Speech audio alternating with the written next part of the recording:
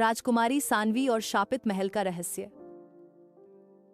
बहुत समय पहले रुद्रनगर नामक एक विशाल राज्य था। वहां के महल की पहचान दूर दूर तक थी। सोने की मीनारें, चांदी की सीढ़ियां और दीवारों पर बने चित्र जैसे जीवित हों। लेकिन इस महल के बारे में एक रहस्य भी था। महल के पश्चिमी प्रांगण को कोई छूता नहीं था। कहते थे वहां जाने वाला कभी लौटकर नहीं आता। राजा की बेटी राजकुमारी सानवी बचपन से ही बहुत जिज्ञासु और निर्भीक थी। एक दिन उसने महल के पश्चिमी हिस्से से अजीब सी आवाजें सुनी, कभी कराहने जैसी, कभी हंसी जैसी। उसने ठान लिया कि वह इसका रहस्य जरूर सुलझाएगी। राजकुमारी रात को अकेली उस हिस्से में पहुंची। अचानक उसके सामने एक विशाल दर्पण आ खड़ा हुआ।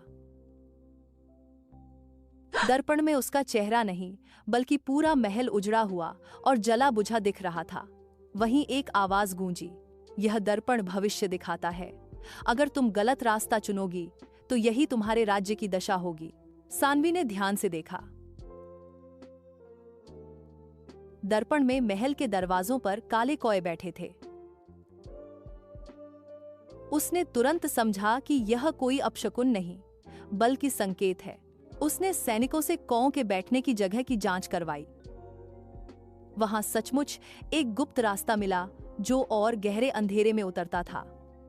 उस रास्ते में एक लंबा गलियारा था जिसकी दीवारें मोम की बनी थीं।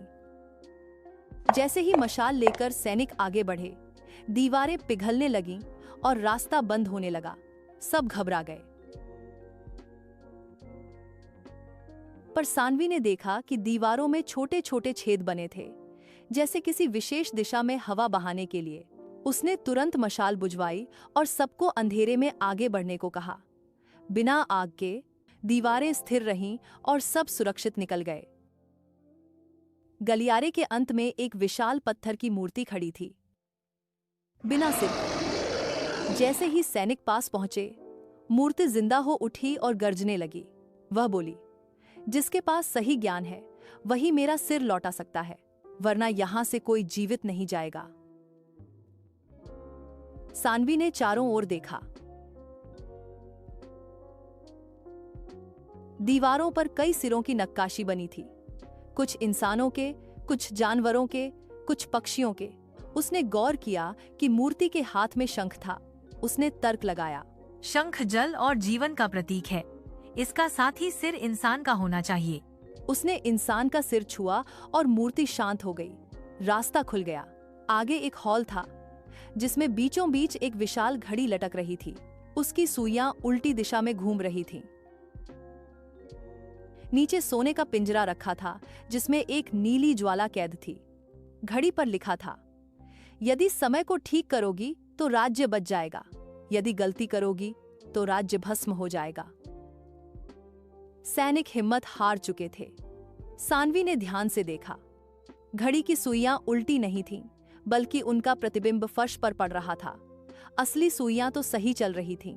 उसने प्रतिबिंब की ओर हाथ बढ़ाकर सुइयां ठीक की।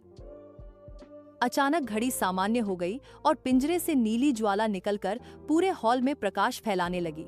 जैसे ही प्रकाश फैला, वहां एक स्त्री प्रकट हुई। उसने खुद को राजा की पूर्व रानी बताया, जिस पर किसी दुष्ट तांत्रिक ने शाप डाल दिया था। उसने कहा, सदियों से मैं इस महल में फांसी हूं।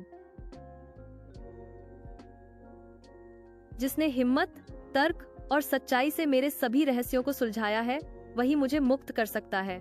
सानवी ने आगे बढ़कर उसके पैरों को छुआ और बोली,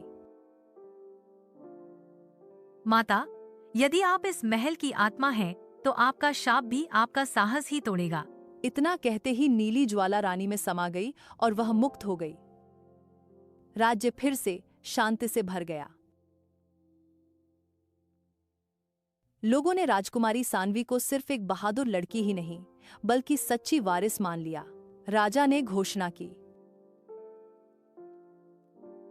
आज से मेरी बेटी केवल राजकुमारी नहीं, बल्कि इस राज्य की भावी रानी है, जिसने डर को हराकर तर्क और साहस से हमें बचाया।